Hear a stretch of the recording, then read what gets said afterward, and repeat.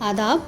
Hello friends, आज हम बहुत बढ़िया सा डेजर्ट तैयार कर रहे हैं। देखिए कितना ज़बरदस्त है, बहुत ही हेल्दी ऑप्शन है, सीज़न का है, समर सीज़न में ये परफेक्ट रहेगा। जिसमें हमने कस्टर्ड पाउडर का इस्तेमाल नहीं किया है, दूध का इस्तेमाल नहीं किया है, उसके बावजूद ये इतना लजीज, इतना लाजवाब है कि सब कहेंगे कि वाह क्या रेसिपी। तो बहुत ही आसान है और 10 मिनट में बिल्कुल तैयार हो जाता है और इसमें गैस की भी आपको ज़रूरत नहीं पड़ेगी। डेजर्ट के लिए सबसे पहले हमने आम ले लिए हैं। आप मीठे आम चेक करके लीजिएगा, समर्स हैं तो बहुत अच्छे आम आए हुए हैं। जो भी आपको वैरायटी पसंद हो उसका मीठा आम ले लीजिए। छील के इनका बस टुकड़े कर लूंगी, मोटे मोटे ऐसे रफली हम चॉप कर लेंगे। तो जो मैंने पहले से करके रखे हुए हैं मैं आपको दिखाती हूँ। तो काट के फ्रीज़र में रख दीजिए, जहाँ बर्फ़ जमाते हैं वहाँ पे रखना है आपको। उसके बाद वहाँ से मैंने 3 घंटे बाद निकाला है। अब मैं इसको पीस लूँगी, यानी कि मैं इसको ग्राइंडर के जार में इसका एक पेस्ट तैयार कर लेती हूँ। इसीलिए मैं कह रही हूँ कि 2 या 3 घंटा रखिएगा, इससे ज़्यादा मत रखिएगा।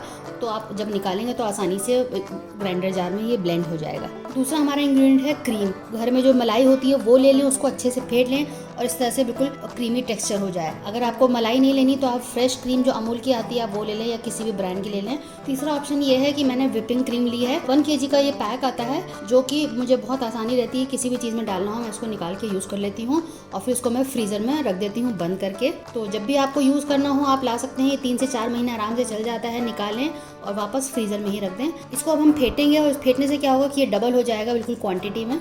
आप विस्कर ले लें, विस्कर की मदद से इसको फेंट लें और फेंटते फेंटते क्या होगा 5-6 मिनट में ये बिल्कुल गाढ़ी हो जाएगी। मैंने ये बीटर लिया है, फिलिप्स का है ये। आप किसी भी कंपनी का खरीद के रख सकते हैं, बहुत काम आता है, बहुत सी चीज़ों में यूज़ होता है। तो इसको हम फेंट लेते हैं। 1 की स्पीड पे इसको मैं चलाऊंगी, इसमें स्पीड है।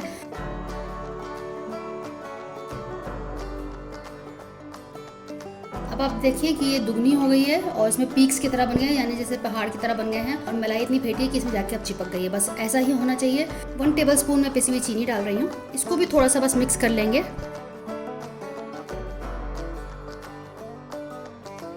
तो ये हो चुकी है तैयार। इसको हम एक किनारे कर देते हैं। ब्लेंड हो चुका है, इसका पल्प बहुत अच्छे से तैयार हो चुका है। अब इसको हम ऐड कर देते हैं। आप देखिए कितना गाढ़ा है। अब इसको अच्छे से इसको मिक्स कर लेते हैं।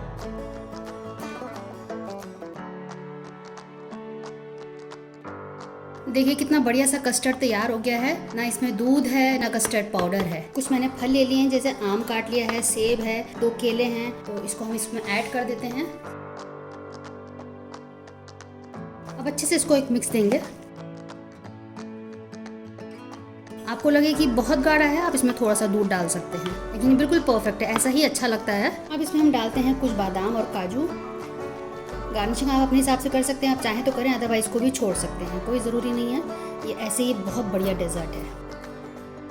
कुछ सूखे गुलाब की पत्तियाँ लगा देते हैं। ये एडिबल है, इसको खाया जाता है। इसका वीडियो मेरे चैनल पर पड़ा हुआ है कि गुलाब की पत्तियों को कैसे सुखाना है। रेसिपी अच्छी लगे तो शेयर कीजिएगा अपने दोस्तों के साथ, अजीज़ों के साथ।